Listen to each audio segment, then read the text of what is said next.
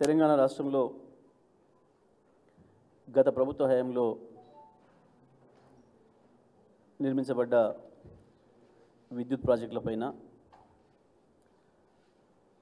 విద్యుత్ కొనుగోలు ఒప్పందం పైన ఛత్తీస్గఢ్తో అదేవిధంగా పీజీసీఎల్ లైన్లో మన రాష్ట్రం తీసుకున్న హక్కులపైన ప్రభుత్వ ఖజానాకి ఏదో నష్టం జరిగిందని చెప్పి విచారణ చేయాలని చెప్పి ఇప్పుడు వచ్చిన ప్రభుత్వానికి ఏదో కొన్ని అనుమానాలు ఉన్నాయని చెప్పి ఇవి నిబంధనల ప్రకారం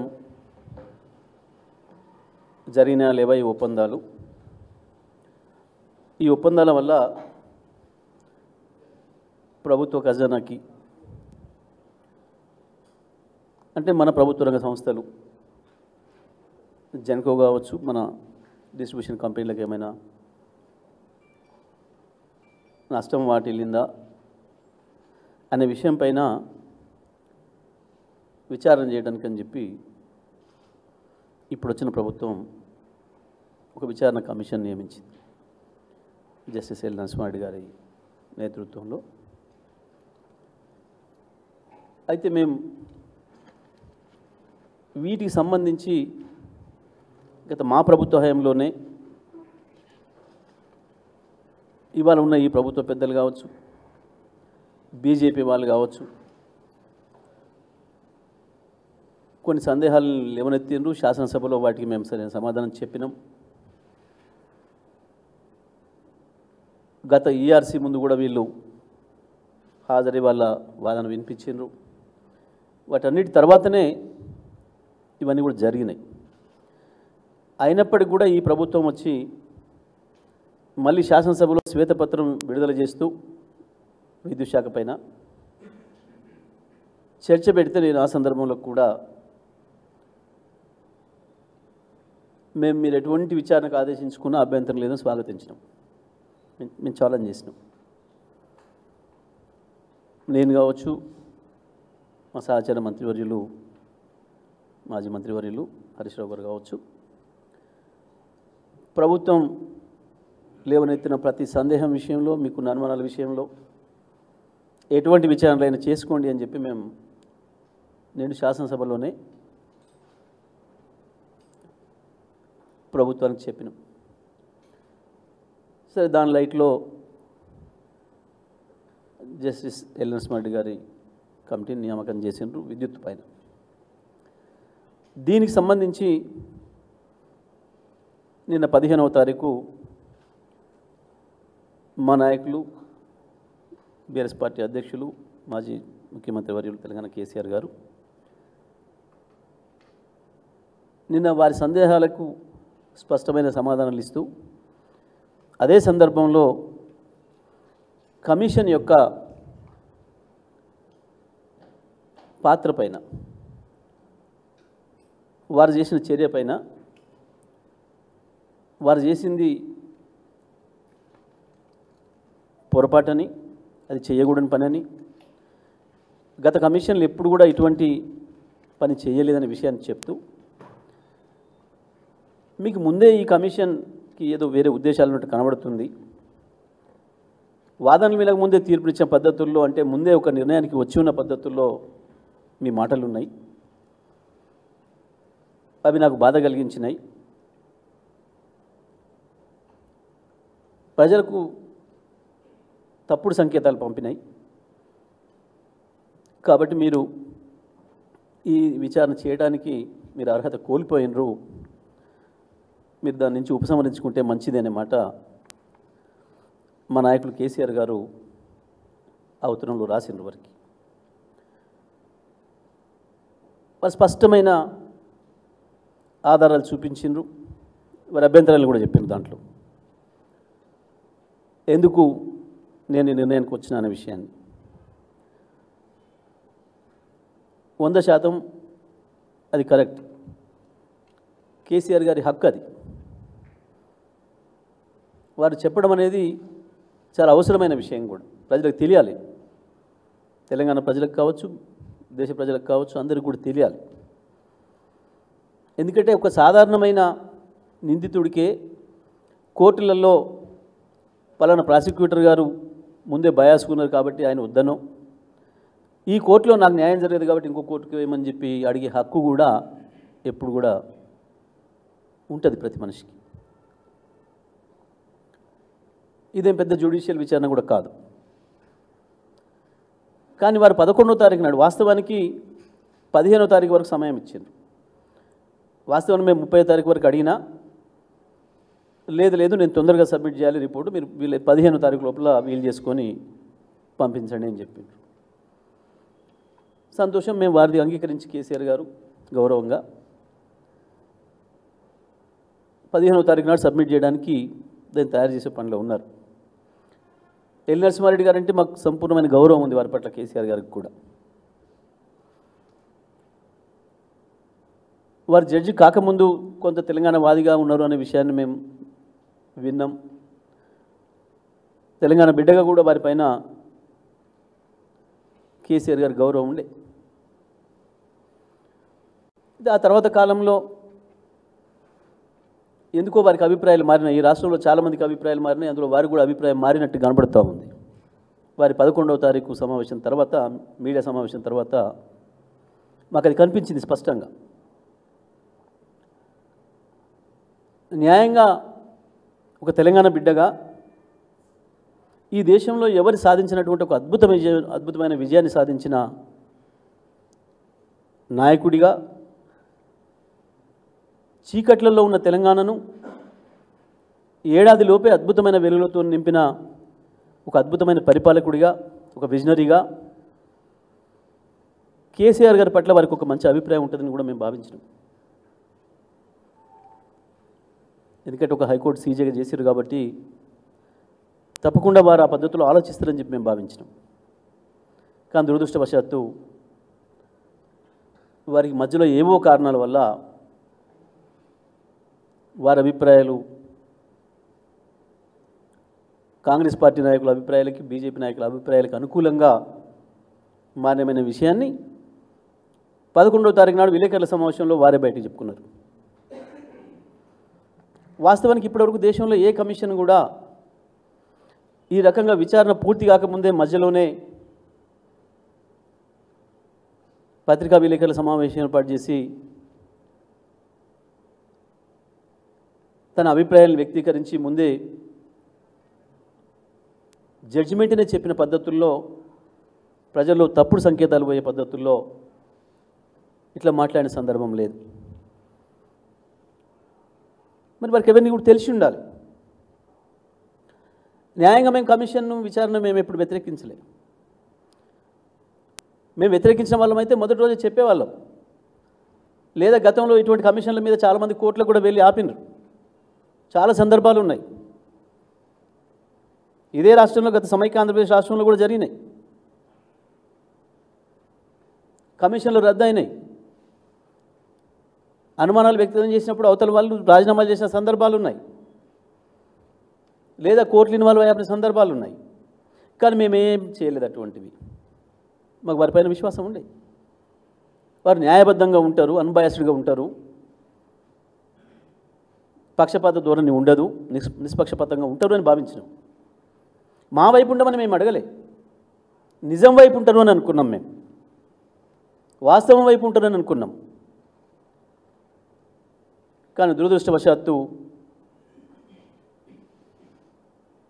ఎందుకో ఈ మధ్యకాలంలో వారి అభిప్రాయాలు మారినట్టుగా కనిపించింది. అందుకే ఆ విషయాన్ని కూడా మేమేం దాచుకోవాలి, ఉన్నట్టు ప్రజలకు చెప్పాలి. కాబట్టి కేసీఆర్ గారు కమిషన్ వేటి కొరకైతే నియమించబడ్డదో, అపాయింట్ చేయబడ్డదో, ఏ విషయాలలో వారికి అనుమానాలు ఉన్నాయని చెప్పి వారికి ఏం బాధ్యత ఇచ్చిండ్రో అవి ఏంటివో మాకు పంపించారు. కాబట్టి ఆ విషయాలన్నింటినీ కూడా వారి సందేహాలని నివృత్తి చేస్తూ, వారికి సమాధానాలు ఇస్తూనే, వారు చేసిన పని సరైంది కాదు, మీకు ఆల్రెడీ కేసీఆర్ గారి పైన ఒక అభిప్రాయం ఉంది కాబట్టి దయచేసి మీరే ఒప్పుకోవాల్సింది కాకుండా ఇది అనే విషయాన్ని కూడా వారికి చెప్తూ అందులో న్యాయపరమైన విషయాలు కూడా ఉటంకిస్తూ వాస్తవానికి ఈఆర్సీలు అనేవి స్వతంత్ర కమిషన్లు, చట్టబద్ధమైన రాజ్యాంగబద్ధమైన క్వాజీ జ్యుడిషియల్ అధికారాలు ఉన్నాయి. ఒక కోర్టు ఇచ్చిన తీర్పు పైన ప్రభుత్వాలకి విచారణ చేసే హక్కు ఉండదు ఎప్పుడు కూడా. ఈవెన్ ఒక మేజిస్ట్రేట్ కోర్టు ఇచ్చినా సరే, ఒక మేజిస్ట్రేట్ కోర్టు ఇచ్చిన తీర్పునైనా ఆ పార్టీస్కి అభ్యంతరం ఉంటే పైకోర్టుకు వెళ్ళాలి. ఇది ఎక్కడైనా ఉన్నది, దేశవ్యాప్తంగా ప్రపంచవ్యాప్తంగా. కోర్టుల యొక్క తీర్పుల పైన ఎగ్జిక్యూటివ్ బాడీస్కి ఎప్పుడు కూడా అధికారం ఉండదు విచారణ చేయడానికి. ఇది ఇంత చిన్న విషయం, సహజ న్యాయ సూత్రం ఇది. మరి వాస్తవానికి హైకోర్టు జడ్జిగా, సీజేగా వీరికి, రిటైర్డ్ సీజేగా వీరికి అది తెలిసి ఉండాలి. న్యాయంగా అప్పుడే వీరు ప్రభుత్వానికి చెప్పి ఉండాలి. ప్రభుత్వంలో ఉన్న పెద్దలకు తెలిసి ఉండకపోవచ్చు, చెప్పి ఉండాలి. అవి మీరు పెట్టిన దాంట్లో ఈఆర్సీల పాత్ర ఉంది, ఈఆర్సీలు తీర్పిచ్చినాయి, ఈ పలానా విషయాల్లో మనం విచారణ చేయడానికి లేదు మనకు హక్కు, ఇవి తీసేయండి అని అడిగి ఉండాలి మీరు. ఈఆర్సీ దేంట్లోనైతే తీర్పు ఇచ్చిందో దానిపైన నేను మళ్ళీ విచారణ చేయకూడదనే విషయాన్ని వారు చెప్పి ఉండాలి న్యాయంగా. ఇది మా దృష్టికి ఆనాడే వచ్చింది, మేము చర్చ చేసుకున్నాం. అరే ఎట్లా ఒప్పుకున్నారు వీరు, ఇది కరెక్ట్ కాదు కదా, మరి చెప్పాల్సి ఉండే ప్రభుత్వానికి అనే మాట కూడా మేము అంతర్గతంగా మాట్లాడుకున్నాం. అయినప్పటికీ కూడా మేమేం మాట్లాడలేదు దానిపైన, మేమేం మాట్లాడలేదు ఎప్పుడు కూడా. మేము దాన్ని స్వాగతించినాం. వారి విజ్ఞతకు వదిలేసినాం, వారే ఆలోచించుకోవాలి, వారు చెప్పాల్సి ఉండే అని అనుకున్నాం. కానీ 15వ తారీఖు వరకు సమయం ఇచ్చి, ఒకవేళ 15వ తారీఖు వరకు కూడా కేసీఆర్ గారు వారికి ఉత్తరం రాయకపోయినా ఇంకా మార్గాలు ఉండే కేసీఆర్ గారి నుంచి తీసుకోవడానికి వీరు. కానీ అదంతా వదిలేసి 11వ తారీఖు నాడే వీరు పత్రికా సమావేశం నిర్వహించి వారి అభిప్రాయాలను చెప్పేసి మొత్తం అప్పుడేదో జరిగిపోయింది, నిజంగానే నష్టం జరిగింది ఈ రాష్ట్రానికి, ఇక లెక్కలేయడమే మిగిలింది అనే పద్ధతిలో వారు మాట్లాడారంటే, ఓహో వీరికి స్పష్టంగా ఒక అభిప్రాయం ఉంది, ఏదో ఒక వ్యతిరేక అభిప్రాయంతో ఉన్నారు కేసీఆర్ గారి పైన, అందుకే ఒప్పుకున్నారు ఈ కమిషన్ నియామకాన్ని, టర్మ్స్ ఆఫ్ రెఫరెన్స్ని వారు ఒప్పుకున్నారనే విషయం మాకు స్పష్టంగా అర్థమైపోయింది. ఇక వారి ఉద్దేశం అర్థమైన తర్వాత ఇంకా వారి దగ్గర హాజరవ్వడమో ఇంకోటి చేయడమో అది అనవసరమైన విషయం అనే విషయం సంగతి కూడా తెలంగాణ ప్రజలకి, లేదా తెలంగాణ వైపు చూస్తున్న దేశ ప్రజలందరూ కూడా చెప్పాల్సిన బాధ్యత కేసీఆర్ గారి పైన ఉంది. కాబట్టి స్పష్టంగా నిర్మోహమాటంగా చెప్పడమే కాదు, మీరు ఆ బాధ్యతల నుంచి తప్పుకోవడం మంచిది అని చెప్పి కేసీఆర్ గారు స్పష్టంగా చెప్పడం జరిగింది. తప్పకుండా మేము భావిస్తున్నాం ఇప్పటికైనా, ఆనాడు వారి దృష్టికి రాలేకపోయిందా లేదా ఏ కారణం చేతనైనా కావచ్చు వారు ఒప్పుకున్నారు. కానీ ఇప్పటికైనా వారు ఆలోచించి ఆ కమిషన్ బాధ్యతల నుంచి తప్పుకుంటారని మేము భావిస్తూ ఉన్నాం. తప్పకుండా తప్పుకోవాల్సిన అవసరం కూడా ఉంది వారికి. జరిగి ఉండొచ్చు ఆ రోజు వారి చూపు నుంచి అది దూరమై ఉండొచ్చు, ఒకవేళ అటువంటి ఆలోచన వారికి రాకుండవచ్చు, లేదా చూడకుండా ఉండవచ్చు, అది నేను ఇది చేయకూడదనే విషయం తెలియకుండవచ్చు. నిజంగానే వారు కనుక సిన్సియర్గా హానెస్ట్గా ఉంటే వారి గౌరవాన్ని నిలబెట్టుకోవాలంటే మాత్రం తప్పకుండా కమిషన్ బాధ్యతల నుంచి నరసింహారెడ్డి గారు తప్పుకోవాల్సిన అవసరం ఉంది. కేసీఆర్ గారు విజ్ఞప్తి చేసిన పద్ధతుల్లో. ఇకపోతే విషయాలకు వస్తే, టర్మ్స్లోకి వస్తే, ప్రభుత్వం వారికి ఇచ్చింది 4 విషయాలని. ఒకటి పీజీసీఐఎల్, అంటే నార్త్ నుంచి సౌత్కి విద్యుత్తును తీసుకొచ్చే లైన్. ఆ లైన్లో మేము దాన్ని కొనుగోలు చేసినాం, ట్రాన్స్మిషన్ హక్కుల్ని. దానివల్ల ఏదో ముందే పే చేయడం వల్ల వాళ్ళకి మనకేదో నష్టం కలిగింది, అది ఏం అవసరం వచ్చిందనే ఒక విషయం. రెండవది ఛత్తీస్గఢ్తో చేసుకున్న ఒప్పందం వల్ల అక్కడ కూడా ప్రభుత్వ ఖజానాకి ఏదో నష్టం వాటిల్లింది, దాని మీద విచారణ చేయాలి. ఏదో నిబంధనలు ఉల్లంఘించి జరిగినట్టుగా ఇవి 2. మూడవది భద్రాద్రి పవర్ ప్లాంట్ విషయంలో ఏదో సూపర్ క్రిటికల్ టెక్నాలజీ వాడాల్సి ఉండే సబ్ క్రిటికల్ టెక్నాలజీ వాడినరు, దానివల్ల కూడా ఏదో నష్టం జరిగింది. పైగా అది నామినేషన్ పద్ధతుల్లో బిహెచ్ఎల్కి ఇచ్చిండ్రు. ఇది కూడా నిబంధనలకు విరుద్ధమైన విషయం. దానివల్ల ఏదో పొల్యూషన్కి నష్టం జరుగుతుంది, మొత్తం ఈ దేశమంతా చీకటైపోతుంది. దీనిపైన విచారణ చేయండి. నాలుగవది నల్గొండ జిల్లా దామర్చర్లో పెట్టిన Yadadri UMPP ultra mega power plant భారతదేశంలోనే ప్రభుత్వ రంగంలో మొట్టమొదటిసారిగా నిర్మించదలబెట్టిన 4000 మెగావాట్ల విద్యుత్ ప్రాజెక్టు విషయంలో అది అక్కడెక్కడికి తీసుకుపోయి పెట్టినరు. దానివల్ల బొగ్గు తీసుకుపోవడానికి దూరం అవుతుంది, దానివల్ల అదనపు భారం పడుతుంది. దీనివల్ల కూడా ప్రభుత్వ ఖజానాకు నష్టం జరిగింది, జెన్కోకి నష్టం జరుగుతుంది. కాబట్టి వీటిపైన విచారణ చేయండి అని చెప్పి వర్క్ ఇచ్చారు. ఈ 4 విషయాలకు సంబంధించి అసలు ఈ విచారణ కమిషనే ఒక అసంబద్ధమైంది. ఎందుకంటే దీంట్లో 4కి 4 కూడా మేము ఇచ్చింది ప్రభుత్వ రంగ సంస్థలకి. పీజీసీఎల్ లైన్ బుక్ చేసుకోవడానికి, ఛత్తీస్గఢ్తో విద్యుత్ ఒప్పందం చేసుకోవడానికి రెండిటికి లింక్ ఉంది, అవినాభావ సంబంధం ఉంది. అప్పటి వరకు భారతదేశంలో దక్షిణాదికి ఉత్తరాదికి విద్యుత్ సరఫరాకి అవకాశం లేదు, లైన్స్ లేవు. ఉత్తరాదిలో కొంత విద్యుత్ ఉత్పత్తి ఉన్నా అది మనం తెచ్చుకోవడానికి అవకాశం లేదు. లేక దక్షిణాదిలో ఉన్న 4 రాష్ట్రాలు తర్వాత విడిపోయిన తర్వాత మనం 5 రాష్ట్రాలకు కూడా తీవ్రమైన విద్యుత్ సంక్షోభాలు ఉన్నాయి. రాష్ట్రం ఏర్పడిన నాటికి మన పరిస్థితి ఏందో మనందరికీ కూడా తెలుసు. మీ అందరూ కూడా దాంట్లో అనుభవం ఉన్నవాళ్ళు, బాధితులు, విద్యుత్ బాధితులు మనమందరం, తెలంగాణ ప్రజలందరం కూడా. రాష్ట్ర రైతాంగం పరిస్థితి ఏందో, ఎట్లా రాలిపోయినరో పిట్టల్లాగా, ఎట్లా చచ్చిపోయినరో విద్యుత్ వల్ల. పరిశ్రమలు మొత్తం బయటికి తరలిపోయి పారిశ్రామికవేత్తలు ఎట్లా ధర్నాలు చేయాల్సిన దుస్థితి, దానివల్ల నిరుద్యోగం ఎట్లా పెరిగిపోయిందో.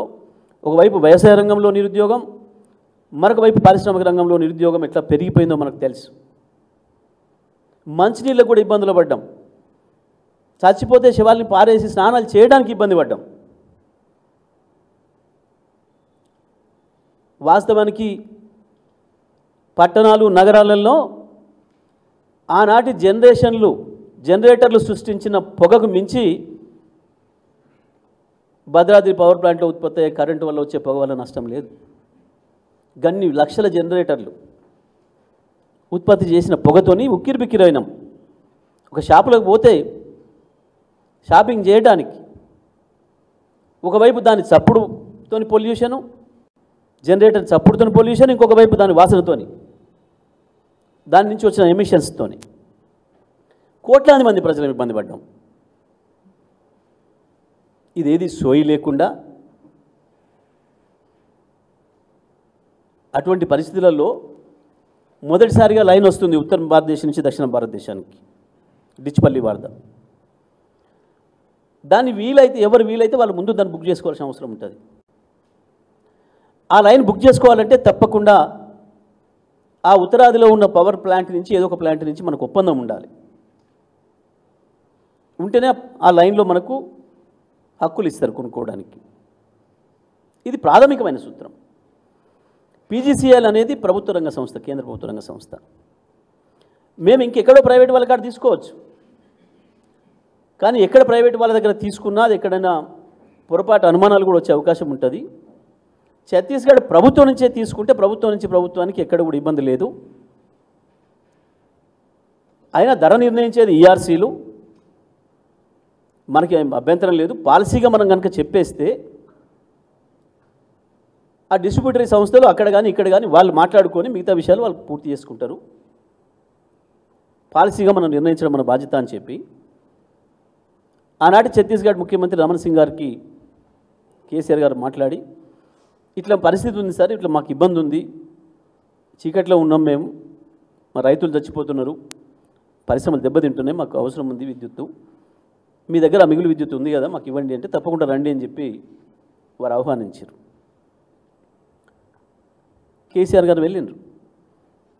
ఆ రోజు రమణ్ సింగ్ గారు ఇంకొక మాట కూడా చెప్పారు. ఛత్తీస్గఢ్ ప్రభుత్వం నుంచి కూడా ఒక ప్రకటన వచ్చింది. కేసీఆర్ గారితో పాటు మేము దత్తాత్రేయ గారిని కూడా మేము ఆహ్వానిస్తున్నాం అని చెప్పి కూడా వారు చెప్పింది. ఆ రోజు మేము తెలంగాణ ప్రభుత్వానికి ఇక్కడి నుంచి 1000 మెగావాట్లు ఇవ్వడానికి ఒప్పుకున్నాం అనే మాట కూడా ఎంత బహిరంగ విషయం. ఇక్కడ నేను రాష్ట్ర ప్రజలకు తెలియజేస్తా ఉన్నా, ఒక ప్రభుత్వం నుంచి ఇంకొక ప్రభుత్వం ఒప్పందం చేసుకుంటే దీంట్లో ఏమైనా ఒక్క రూపాయి అవినీతికి ఆస్కారం ఉంటుందా?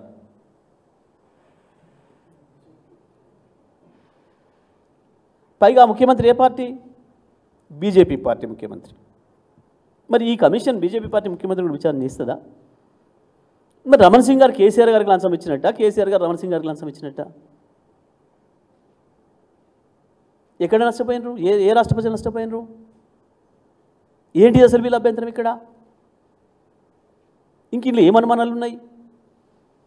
ఉంటే రమణ్ సింగ్ గారు కూడా బయట పెట్టవచ్చు. రాష్ట్ర ప్రజలందరూ కూడా తెలియాలి ఈ విషయం. నోరు నెత్తం పెట్టుకొని తనకి ఇష్టమైన మీడియాలు ఉన్నాయి కాబట్టి, కేసీఆర్ మీద ఈర్ష్యతోని శత్రుత్వంతో ఉన్న కొన్ని మీడియాలు ఉన్నాయి కాబట్టి ఇష్టం వచ్చినట్టు కాకిగోల చేసి కేసీఆర్ గారిని బదనాం చేద్దాం, తెలంగాణలో భారతదేశంలో ఎవరు సాధించిన అద్భుతమైన విజయాన్ని సాధించింది కాబట్టి కేసీఆర్ గారు విద్యుత్ రంగంలో. ఎందుకంటే ఇవాళటి కూడా కాంగ్రెస్ బీజేపీ పాలిత రాష్ట్రాల్లో ఎక్కడ కూడా 24 గంటలు రైతాంగానికి విద్యుత్తునిస్తున్న రాష్ట్రం లేదు. ఆ విజయాన్ని 6 ఏళ్లకేనే సాధించిన అద్భుతమైన పరిపాలకుడు విజనరీగా కేసీఆర్ గారు మాత్రమే నిలబడ్డారు. దేశవ్యాప్తంగా ప్రపంచవ్యాప్తంగా కేసీఆర్ గారికి వచ్చిన కీర్తి ప్రతిష్టలు దెబ్బతీయడానికి ఒక దుర్మార్గమైన ఆలోచన చేసి వాళ్ళు చేసిన ఆరోపణలని నిజమని చెప్పించడం కొరకు కుట్రపూరితంగా చేసిన ప్రయత్నమే ఈ కమిషన్ అనే విషయం స్పష్టంగా కనబడుతుంది. బీజేపీ కార్యకర్తలు కావచ్చు, కాంగ్రెస్ కార్యకర్తలు కావచ్చు, విఘ్నులైన ప్రజలందరూ కూడా అర్థం చేసుకోవాల్సిన విషయం. రమణ్ సింగ్ గారికి కేసీఆర్ గారి మధ్యన ఒప్పందం జరిగితే దాంట్లో ఏమైనా తప్పుకు ఆస్కారం ఉంటుందా, అవినీతికి ఆస్కారం ఉంటుందా? దయచేసి ఆలోచించండి అందరు కూడా. కేంద్ర ప్రభుత్వ రంగ సంస్థ పీజీసీఐఎల్, అందులో ఏమైనా పొరపాటు జరిగితే వాళ్ళు చెప్పాలి. కేంద్రం ఎక్కడైనా ఉందా అవకాశం? వీళ్ళు ఏమని చెప్తున్నారు? ఇంకో అభ్యంతరం ఏంది? అప్పటికి అక్కడ మీకు ఇస్తున్న నర్వా ప్లాంటే పూర్తి కాలేదు. 100% దాంట్లో స్పష్టంగా చెప్పాను, లైన్ పూర్తయ్యే సమయానికి ప్లాంట్ కూడా పూర్తి అవుతుంది, మీకు అనుకున్న సమయానికి విద్యుత్ ఇస్తాము అని. ఇంత జరిగితే 2 ఈఆర్సీలు, తెలంగాణ ఈఆర్సీ, ఛత్తీస్గఢ్ ఈఆర్సీ కలిసి ఆ ప్లాంట్కి అయిన ఖర్చు ఎంత, దానికి ఎంత పడుతుంది విద్యుత్ ఉత్పత్తికి అని చెప్పి లెక్కలు చేసి ₹3.94 నిర్ణయించారు. ఆ సమయంలో పక్కన కర్ణాటక కావచ్చు, తమిళనాడు రాష్ట్రాలు కావచ్చు, ఒకరు ₹4.94 అగ్రిమెంట్ చేసుకున్నారు, ఇంకొకరు ₹4.33 అగ్రిమెంట్ చేసుకున్నారు. మనం తీసుకుంది ₹3.94 చొప్పున. దీనివల్ల మన రాష్ట్రానికి మిగులు వచ్చిందా, నష్టం వచ్చిందా? ప్రజలందరూ అర్థం చేసుకోవాల్సింది. ₹3.94 మనం కొంటే ₹4.94 తమిళనాడు, ₹4.33 కర్ణాటక కొనే సేమ్ టైంలో. ఏం జరిగింది ఇక్కడ? నిజమే, ఛత్తీస్గఢ్ రాష్ట్రానికి పైసలు ఎక్కువిస్తే మనకు వచ్చే లాభం ఏంది? దీనిలో ఏమైనా సాటుగా తీసుకునే అవకాశం ఉందా? ఒక ప్రభుత్వ రంగ సంస్థ చైర్మన్ కావచ్చు, ఒక ప్రభుత్వ అధినేత కావచ్చు, అక్కడికి పైసలు ఎక్కువ వస్తాయని చెప్పేసి లంచం ఇస్తారు ఎవరికన్నా? మరి ఇక్కడ లోపం ఎక్కడ జరిగింది? ఇంత స్పష్టమైన విషయాలు ఉంటే వీటిని విని జడ్జి గారు కదా వారు ముందు చెప్తారు, ఈ ప్రభుత్వానికి ఉన్న అనుమానాల్ని పటాపంచలు చేస్తారో అని మేము సంతోషపడ్డాం. కానీ ఎందుకో వారు కూడా, జస్టిస్ గారు కూడా, వాళ్ళు మాట్లాడిన మాటలు, వాళ్ళు చేసిన ఆరోపణలనే వారి మనసులో కూడా ఉన్నాయనేది అర్థమైపోయింది మాకు. నేను వారికి ఉన్న రాజకీయపరమైన ఆలోచనలు ఏంది, వారికి ఉన్న సంబంధాలైన విషయాలు నేను మాట్లాడడం లేదు. ఇంత క్లియర్గా ఉన్న విషయం. ఒకవేళ మీకు ఇంకా ఇది కేసీఆర్ గారిది కూడా తీసుకున్న తర్వాత వాంగ్మూలం వివరణ తీసుకున్న తర్వాత మీకు అనుమానం ఉంటే మరి ఛత్తీస్గఢ్ కూడా పిలవాల్సి ఉంటుంది. ఆ తర్వాత మీరు నిర్ణయం చెప్పి అది ప్రభుత్వానికి ఇవ్వాలి నివేదిక. వాస్తవానికి బయట మాట్లాడడానికి లేదు కమిషన్లు ఎప్పుడు కూడా. ఈ దేశంలో 100కు పైగా కమిషన్లు ఏర్పడ్డాయి. ఒక కమిషన్ కూడా విలేకరుల సమావేశం పెట్టి చెప్పలే, మధ్యలోనే అయిపోయినాక కూడా చెప్పలే. సబ్మిట్ చేసినా మేము ప్రభుత్వానికి చెప్పిపోయారు అంతే తప్ప. ఇంత స్పష్టంగా వరకు దురుద్దేశం ఉన్నట్టు కనపడింది మనకు. ఇక మూడవది Bhadradri sub critical technology. Sub critical technology, super critical technology అంటే ఎందుకు కూడా తెలియాలి. అది తెలియని వాళ్ళు చాలామంది మాట్లాడారు సభలో కూడా. ఇప్పటి వరకు మొత్తం ప్రపంచంలో 2014 వరకు నిర్మాణమైన మొత్తం కూడా ఒక టెక్నాలజీ. ఆ టెక్నాలజీ అంటే ఏంటంటే మొట్టమొదటగా 30 మెగావాట్లు లేదా 60 మెగావాట్లు, 100 మెగావాట్లు, 200 మెగావాట్లు, 500 మెగావాట్ల వరకే ఉత్పత్తి అయ్యేది ఒక ప్లాంట్లో, ఒకటే ప్లాంట్లో. ఆ తర్వాత కొత్తగా 800 మెగావాట్లు ఒకే చోట ఉత్పత్తి చేయడానికి కావాల్సిన టెక్నాలజీ వచ్చింది. దాన్ని సూపర్ క్రిటికల్ టెక్నాలజీ అని పేరు పెట్టినరు. అంతకుముందు వరకు ఉన్న మొత్తం టెక్నాలజీకి సబ్ క్రిటికల్ టెక్నాలజీ అని పేరు పెట్టిర్రు. Super critical technology, sub critical technology అంటే ఏంటంటే 800 లోపు మెగావాట్లు ఉత్పత్తి చేసే ప్లాంట్ టెక్నాలజీని సబ్ క్రిటికల్ టెక్నాలజీ అని, 800 పైన ఉత్పత్తి చేసే ఒకే చోట ఉత్పత్తి చేసే టెక్నాలజీని సూపర్ క్రిటికల్ టెక్నాలజీ అని పేరు పెట్టబడ్డది. పేరు పెట్టి ప్రపంచవ్యాప్తంగా ఈ తక్కువ కెపాసిటీతో ఉత్పత్తి అవుతున్న ఈ ప్రాజెక్టుల ద్వారా వచ్చే పొగ ఏదైతే ఉందో ఇది ఎక్కువ కార్బన్ ఎమిషన్స్ని ఇస్తుంది, పర్యావరణానికి కొంచెం ఇబ్బంది జరుగుతుంది, దానికి కొంచెం బొగ్గు ఎక్కువ ఉత్పత్తి అవసరం పడుతుంది. కాబట్టి దాన్ని ఇప్పటి నుంచి బంద్ పెట్టాలి, ఇప్పటి నుంచి సూపర్ క్రిటికల్ టెక్నాలజీనే ప్రోత్సహించాలి అని చెప్పి ప్రపంచవ్యాప్తంగా ఒక చర్చ వచ్చి దానికి ఒక అగ్రిమెంట్ జరిగింది అన్ని దేశాల మధ్యన. దాని ప్రకారం 2017 వరకు పూర్తయ్యే ఏ ప్లాంట్లు అయినా మీరు ఏ టెక్నాలజీతో పెట్టుకోవచ్చు. 2017 తర్వాత పూర్తయ్యే ప్రాజెక్టులు ఉంటే మాత్రం, ఇప్పుడు ప్రారంభిస్తే మాత్రం దాన్ని తప్పకుండా సూపర్ క్రిటికల్ టెక్నాలజీతో వాడాలి అనేది కేంద్ర ప్రభుత్వం యొక్క చట్టం. ఇది దీని ప్రకారం ఇవాళటికి ఈ రోజుకు కూడా మన రామగుండంలో ఉత్పత్తి అయ్యే విద్యుత్ కావచ్చు, భూపాలపల్లిలో విద్యుత్ ఉత్పత్తి కావచ్చు, మన కొత్తగూడెంలో 1720 కావచ్చు, అదేవిధంగా VTPS విజయవాడలో ఉత్పత్తి అవుతున్న 1760 మెగావాట్లు కావచ్చు, RTPP అక్కడ పెట్టింది కావచ్చు, రాయలసీమలో మొత్తం కూడా సబ్ క్రిటికల్ టెక్నాలజీలో ఉత్పత్తి జరుగుతుంది. ఇది ప్రజలందరికీ తెలియాలి. మొత్తం సబ్ క్రిటికల్ టెక్నాలజీతోనే 60 మెగావాట్లు, 200 మెగావాట్లు, 500 మెగావాట్ల ప్లాంట్లతోనే ఉత్పత్తి జరుగుతుంది. ఈ సబ్ క్రిటికల్ టెక్నాలజీ మొత్తం భారతదేశంలో 90% ఉత్పత్తి సబ్ క్రిటికల్ టెక్నాలజీతోనే జరుగుతుంది. అటువంటి పరిస్థితులలో మన తెలంగాణ విద్యుత్ అవసరాలను దృష్టిలో పెట్టుకొని కేసీఆర్ గారు ఎవరికి ప్రైవేట్ వాళ్ళకి ఇచ్చినా, ఓపెన్ టెండర్లో పిలిచినా ఇవి వేరే తప్పుడు సంకేతాలు పోతాయి. ప్రభుత్వ రంగ సంస్థ BHEL దానికి ఇవ్వడం ద్వారా మన పారదర్శకత తెలుస్తుంది అని చెప్పి అనేక మంది వచ్చారు. ప్రైవేట్ వాళ్ళు అనేక ఒత్తిళ్లు పెట్టినారు. వీళ్ళు ప్రైవేట్ కంపెనీల తరఫున ఒత్తాసు తీసుకున్న వీళ్ళు వాటికి కట్టబెట్టలేదని అక్కస్తూనే అన్నాడు, ఎందుకు మీరు నామినేషన్ మీద ఇచ్చిండ్రు, ఓపెన్ టెండర్లో పిలిస్తే ఎవడో వచ్చేటోడు కదా, ప్రైవేట్ వాడు వచ్చేటోడు కదా, ఏంది ఇక్కడ పంచాయతీ అంతా ప్రైవేట్ వాడికి ఇవ్వాలని వీళ్ళు. ప్రైవేట్ వాడికి ఇవ్వద్దు, ప్రైవేట్ వాడికి ఇచ్చినా మళ్ళీ వాడు బాయిలర్స్ ఇవన్నీ కూడా BHEL నుంచే తేవాలి. చక్కర BHEL కేసి ఒక ప్రభుత్వ రంగాన్ని ప్రోత్సహించినట్టు అవుతుంది, దాన్ని బ్రతికించినట్టు అవుతుంది. భారతదేశంలో అద్భుతమైన పేరున్న నవరత్నాల్లో ప్రధానమైందన్న BHEL ఇప్పటి వరకు ఈ దేశంలో పెట్టబడిన అన్ని పరిశ్రమలకు మెషినరీని, ఈక్విప్మెంట్ని ఇచ్చిన అది గొప్ప పరిశ్రమ, దాన్ని ప్రోత్సహించాలని ఒక మంచి ఉద్దేశంతో బిహెచ్ఎల్ని పిలిచారు కేసీఆర్ గారు. ఎందుకంటే ప్రైవేట్ వాడు తీసుకున్నా మళ్ళీ బిహెచ్ఎల్ నుంచి తీయాలి మొత్తం మెషినరీ ఎక్విప్మెంట్ అంతా కూడా, ఒక సివిల్ వర్కే వాడు చేస్తాడు.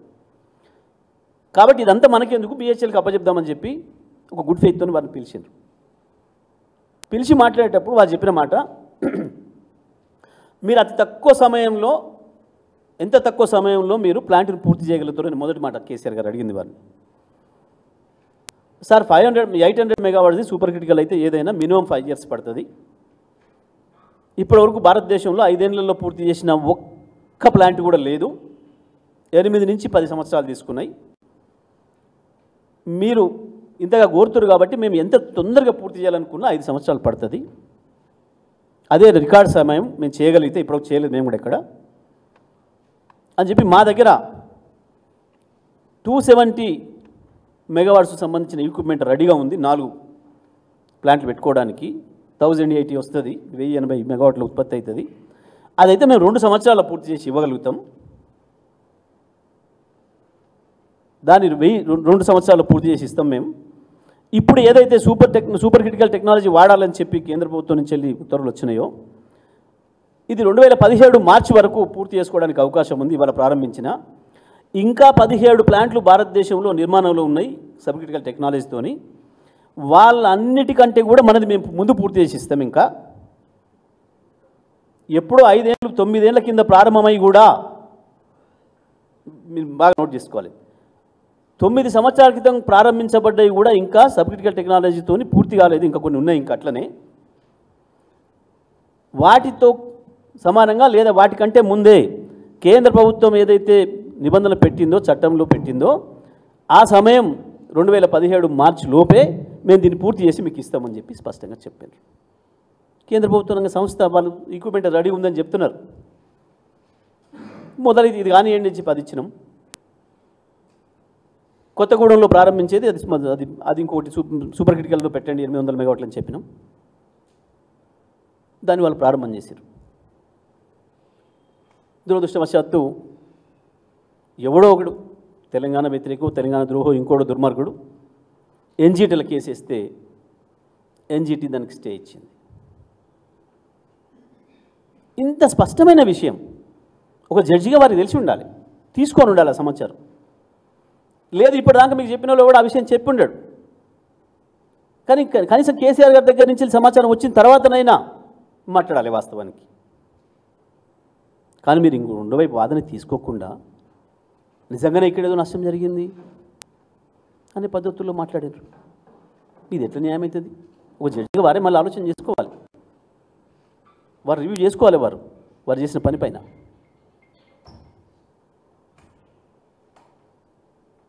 ఎందుకు కేసీఆర్ గారు ఆ రోజు ఆ నిర్ణయం తీసుకోవాల్సి వచ్చింది అంటే కారణం ఇది. అక్కడికి కూడా మేము ఒక పాలసీగా చెప్పి పంపించిన తర్వాత మన అధికారులు, మన జెన్కో చైర్మన్ గారు కావచ్చు, ప్రభాకర్ రావు గారు, ఇతర అధికారులు బిహెచ్ఎల్తో నెగోషియేషన్ చేసి మాకు కొంచెం సూపర్ క్రిటికల్ టెక్నాలజీ కంటే సబ్ క్రిటికల్ టెక్నాలజీలో కొంచెం బొగ్గు ఎక్కువ కాలే అవకాశం ఉంది కాబట్టి దాని కొరకు మీరు కొంత ధర తగ్గించాలి అని చెప్పి వాళ్ళతో నెల రోజులు నెగోషియేట్ చేసి నిర్మాణ ఖర్చులో 400 కోట్ల రూపాయలు తక్కువ చేశారు. కేవలం ఈ కారణం చూపించి నిర్మాణ ఖర్చులో మాకు 400 రూపాయలు తక్కువ చేసి 400 కోట్లు తక్కువ చేసి మీరు నిర్మాణం చేయాలి అని చెప్పి ఒప్పందంలో రాసి స్పష్టంగా ఇంత కేర్ తీసుకున్నాం. ప్రభుత్వ ఖజానాకు ఒక్కొక్క రూపాయి ఎట్లా మిగిలించాలి అనే విషయంలో కేసీఆర్ గారు కావచ్చు, మా ప్రభుత్వం పడ్డ తపన అంతా ఇంత కాదు. ఎవరికో రూపాయి పోనిస్తే మనకు వచ్చే ఉపయోగమైంది? ఇంత కొట్లాడి ప్రాణం మీద తెచ్చుకొని తెలంగాణ తెచ్చిన కేసీఆర్ తెలంగాణ హక్కులకో తెలంగాణ ఒక్క పైసకు భంగం కలిగిస్తాడా? ఎవడో రాజకీయ నాయకులు ఏదంటే అది మాట్లాడవచ్చు, వాగొచ్చు. ఉత్తరాన్ని కేసీఆర్ మీద బురద చల్దాం, ఆయన బురద కడుక్కునే టైంలో మనం చేసి దొంగతనం చేద్దాం, ఓట్లు వేసుకుపోదామని ప్రయత్నం చేయొచ్చు వాళ్ళు. కానీ ఒక న్యాయాధికారిగా వారు మాట్లాడేటప్పుడు ఎంత జాగ్రత్తగా ఉండాలి వాస్తవానికి.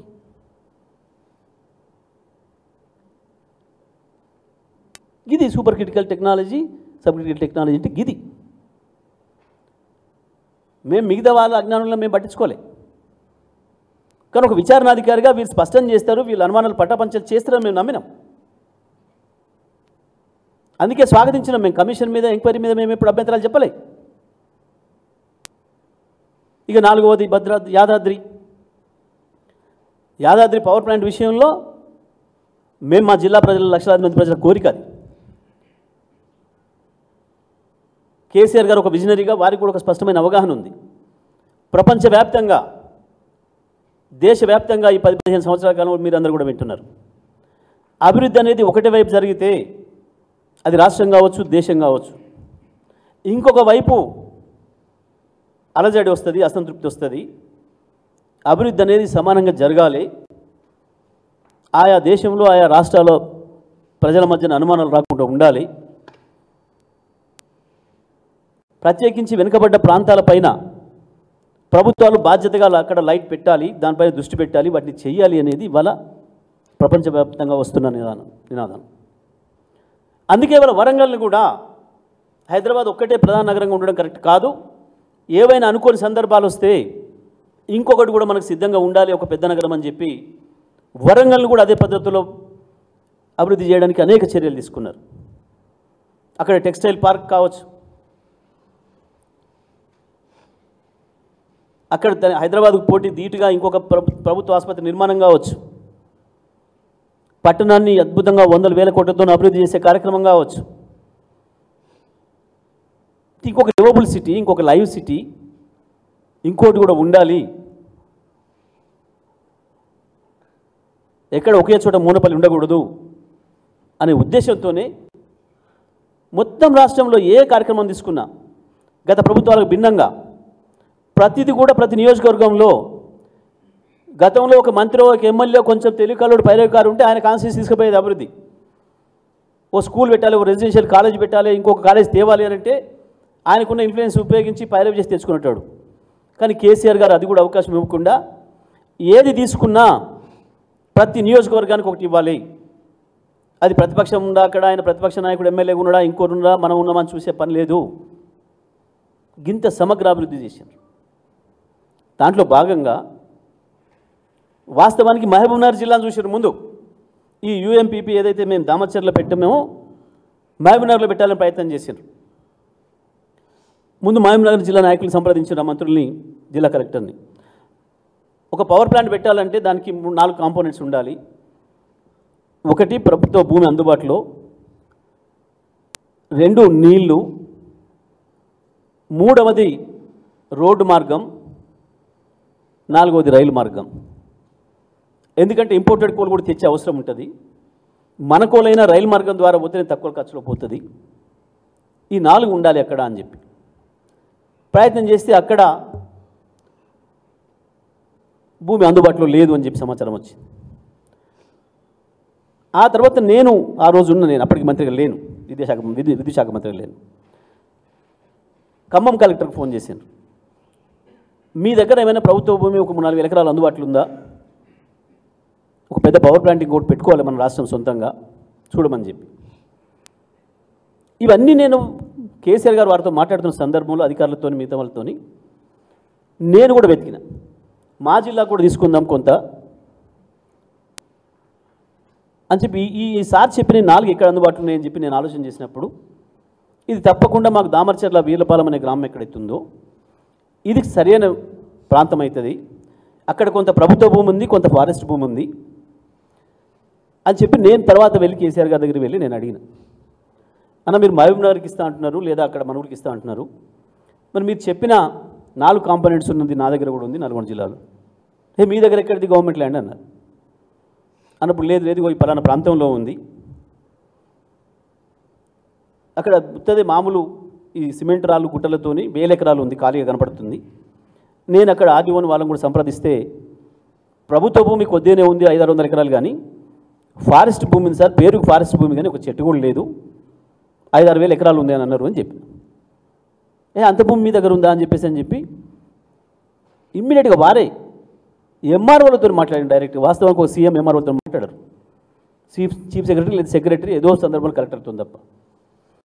కానీ కేసీఆర్ గారు ఒక ఆతృతతోని తొందరగా చేసుకోవాలేదని చెప్పి ఎంఆర్ఓలతో మాట్లాడి డిఎఫ్ఓతో మాట్లాడారు. ఏంది మీ మంత్రి గారు చెప్తున్నారు అక్కడ భూమి ఉందా అని చెప్పి. ఒక్కొక్క ఎంఆర్ఓ నా దగ్గర 5,000, నా దగ్గర 10,000 ఎకరాలు ఉంది అని చెప్పి దాదాపు 25-30 ఎకరాలు కృష్ణ ఒడ్డున ఈంచాడికి ఉంది అని చెప్పి చెప్పాను.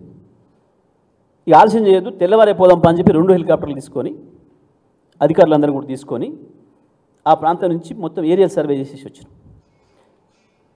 హెలికాప్టర్ ఉండగానే అన్నారు నాతోని, మీ అదృష్టం పడినట్టుందే మీ జిల్లాది, ఈడ పేరుకి ఏం అడవి ప్రాంతం అని ఉంది కానీ ఇలా ఊరు పెట్టుకొని వస్తాను కూడా ఒక చెట్టు లేదు ఇలా, ఇదే వాడు స్విచ్ చేశారు. పైన ఉండగానే మేము ఎయిర్లా చేసి వెంటనే వచ్చి కూర్చొని రివ్యూ చేసి అదే రోజు నిర్ణయం చేశాను. సరే మహబూబ్నగర్కి ఇద్దాం అనుకున్నాం, బాగా వెనకబడ్డది మొదలు మీకంటే, కానీ వాళ్ళకి అక్కడ అదృష్టం లేదు, సరే మీ అదృష్టం అంతుంది అని చెప్పి. దానికి వీళ్ళు చెప్పే అభ్యంతరం ఏంది, ఇందులో బొగ్గు దూరంగా ఉంది, బొగ్గు ఖర్చు ఎక్కువైతుంది కాస్ట్ ట్రాన్స్పోర్ట్కు. ఏ ఒక్కడు కూడా మెడకా మీద తలకాయనోడు ఎవడు కూడా ఈ వాదన తేరు. సమైక్య ఆంధ్రప్రదేశ్లో వీటీపీఎస్ పెట్టారు 1700 మెగావాట్లు. ఎక్కడుంది బొగ్గు? విజయవాడలో బొగ్గు ఉందా? ఎక్కడి నుంచి తీసుకుపోవాలి? మన సింగరేణి లేదా ఒరిస్సా. 500 నుంచి 900 కిలోమీటర్ల దూరం నుంచి తేవాలి. ఎక్కడ? Rayalaseema thermal power plant. Rajasekhara Reddy తీసుకుపోయి కడపలో పెడితే ఏం చేశారు వీళ్ళందరూ? 900 కిలోమీటర్లు సింగరేణి నుంచి, సింగరేణి నుంచి ఇస్తున్నాం బొగ్గు. RTPP Rayalaseema thermal power plant ఏడ బొగ్గు గనులు నేను పెట్టాను. నల్గొండ జిల్లాలో ఒక పవర్ ప్లాంట్ తీసుకొచ్చి ఒక అభివృద్ధికి అవకాశం ఇస్తే దానికి ఇంత ఏడుపు. దానికి కేసీఆర్ గారికి ఏందో మళ్ళీ అంటగట్టాలని ప్రయత్నం. ఏమొస్తుంది? అయినా మాకు బొగ్గు రవాణా ఛార్జీ పెరిగితే మాకు వచ్చే లాభం ఏంది అసలు? Only idiots can talk like that. ఒక మూర్ఖులు మాత్రమే మాట్లాడతారు ఇటువంటి మాటలు. నిజంగా ప్రజల పట్ల సోయిన వాళ్ళు, రాష్ట్రం పట్ల సోయిన వాళ్ళు ఎవరు కూడా మాట్లాడేటువంటి మాటలు. ఇవాళ రామగుండం ఎట్లా లేచింది, కొత్తగూడెం ఎట్లా లేచింది? అక్కడ వచ్చిన పరిశ్రమల వల్లనే కదా, అక్కడ దొరికిన బొగ్గల వల్లనే కదా. ఎందుకు ఆనాడే విజయవాడలో వ్యతిరేకించలేదు, ఆనాడే ఆర్టీపీని వ్యతిరేకించలేదు వీళ్ళు? ఈయన తెలుగుదేశంలో ఉన్నాడు, కాంగ్రెస్ వాళ్ళు ఇద్దరు ఉన్నారన్న. ఈ రాష్ట్రానికి ద్రోహం చేసిన దొంగలందరూ కలిసి ఒక్కనే ఉన్నారు. ఇవాళ తెలంగాణ ఉద్యమ సందర్భంలో ఉద్యమకారులపైన దాడి చేసిన దొంగలందరూ కూడా కలిసి ఒక్కడున్నారు. ఇవాళ వీళ్ళంతా కలిసి కేసీఆర్కి ఏదో మళ్ళీ అంటగడదామని ఒక చిల్లర ప్రయత్నం చేస్తున్నారు. ఎక్కడుంది దీంట్లో స్కోప్? ఎక్కడ ఒక చిన్న రూపాయికి రాష్ట్రానికి నష్టం చేసేది కానీ లేదా అవినీతి కానీ ఎక్కడ స్కోప్ ఉంది? ఇక్కడ ఏం చేయాలి వాస్తవానికి కమిషన్? ఇది రాజకీయాల కొరకు చేసిన ఆరోపణలు తప్ప ఇంకోటి కాదనే విషయం స్పష్టంగా తేల్చాలి. ఎక్కడ మీకు ఇంకా కేసీఆర్ గారు ఇచ్చిన దాంట్లో కూడా మీకు సంతృప్తి కలగకపోతే మీరు బిహెచ్ఎల్ చైర్మన్ కాల్ చేస్తారా, సమన్ చేస్తారా? ఛత్తీస్గఢ్లో ఆనాడున్న ముఖ్యమంత్రిని చేస్తారా? ఇవాళ ఉన్న ముఖ్యమంత్రి, అవాళ బీజేపీ ప్రభుత్వం, ఇవాళ కాంగ్రెస్ ప్రభుత్వం ఛత్తీస్గఢ్లో. వాస్తవాలు మీకు అక్కడి నుంచి రావాలి కదా. మరి ఎక్కడి నుంచి ఒక రూపాయి నష్టం జరిగితే ఈ రాష్ట్రానికి లేదా అవినీతి జరిగితే అసలు మీరు అడుగుతున్నది ఏంది? దీంట్లో అవినీతి జరిగిందా, దీంట్లో రాష్ట్ర ప్రభుత్వ ఖజానా నష్టం జరిగిందనా? ఏది లేదు. కేసీఆర్కు మసిపోయాలి, కేసీఆర్ మీద బురద వేయాలి. గీ దుర్మార్గమైన చర్యలు. మేము వాస్తవానికి సంతోషపడ్డాం. ఒక విచారణ కమిటీ వేస్తే మేము అత్యంత ఎక్కువ సంతోషపడ్డాం. నేను, కేసీఆర్ గారు, మేము పార్టీగా. వీళ్ళు మాట్లాడిన మాటలన్నీ చెత్త మాటలని, ఇవన్నీ తేలిపోతాయి అని భావించినాం. ఏది వాస్తవాలు బయటకు వస్తాయి, నిజాలు బయటకు వస్తాయని. ఏదో కేసీఆర్ గారికి డబ్బా కొట్టమని మేము అడగలే. వాస్తవాలు ఇవి ఒక కమిషన్ నుంచే వస్తాయి, ఇంకా బాగా వస్తుంది అని చెప్పి మేము భావించినాం. వాళ్ళు ఎవరినైనా ఎంక్వైరీ చేసుకోవచ్చు. ఇక్కడ ఎవరు? ప్రజలందరికీ కూడా అర్థం కావాలి, పోవాలి.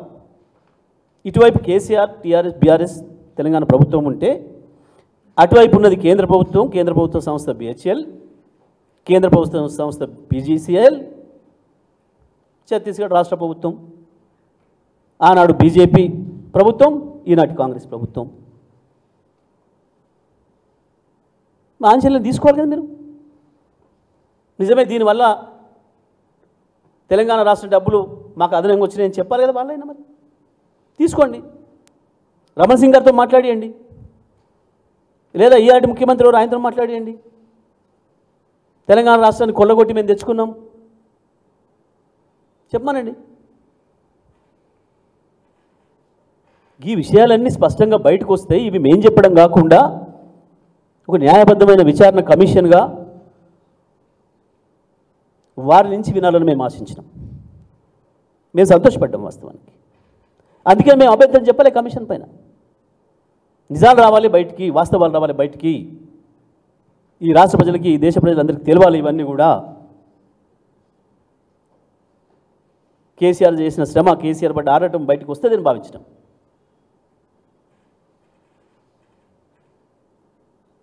కటిక చీకట్ల నుంచి వెళ్ళి ఉన్న తెలంగాణను ఇలా అద్భుతమైన వెలుగులోకి తీసుకొచ్చి భారతదేశం మొత్తానికే ఒక ఆదర్శవంతమైన పరిపాలన అందించి ఒక మార్గదర్శకుడిగా నిలబడ్డ కేసీఆర్ పైన నిందలు వేయాలని, వాటిని మేము నిజమని చెప్పించుకోవాలని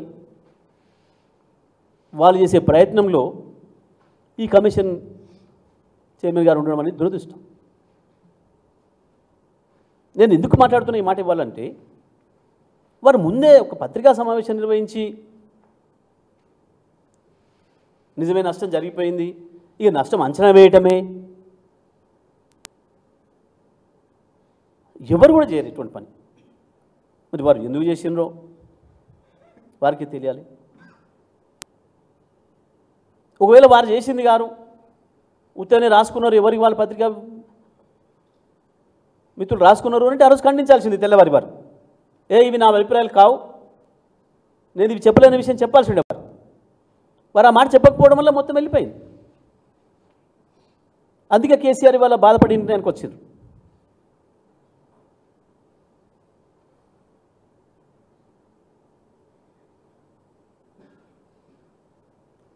సో తెలంగాణ ప్రజలందరికీ విజ్ఞప్తి చేస్తూ ఉన్నాం, వాస్తవాలు గివి. ఇటువంటి పరిస్థితులలో ఒక కమిషన్ ద్వారా నిజాలు బయటకు వస్తాయి, వాస్తవాలు బయటకు వస్తాయి అని చెప్పి ఎదురు చూసిన మాకు ఒక నిరాశ కలిగించే పద్ధతుల్లో ముందే ఒక బయాస్డ్గా ఉండి, ఒక పక్షపాత ధోరణితో ముందే ఒక అభిప్రాయం ఏర్పరచుకొని మాట్లాడిన పద్ధతుల్లో కమిషన్ ఏదైతే మాట్లాడిందో దాన్ని తీవ్రంగా ఆక్షేపిస్తూ, వాస్తవాన్ని ప్రజలకి వివరిస్తూ కేసీఆర్ గారు తీసుకున్న నిర్ణయం ఏదైతే ఉందో కమిషన్ చైర్మన్ గారు వారు రాజీనామా చేయాలని చెప్పి మేము మరొకసారి పునరుద్ఘాటిస్తున్నాం. తప్పకుండా వారు అన్ని ఆలోచన చేసి ఆ బాధ్యత నుంచి వారు తప్పుకుంటారని మేము ఆశిస్తున్నాం.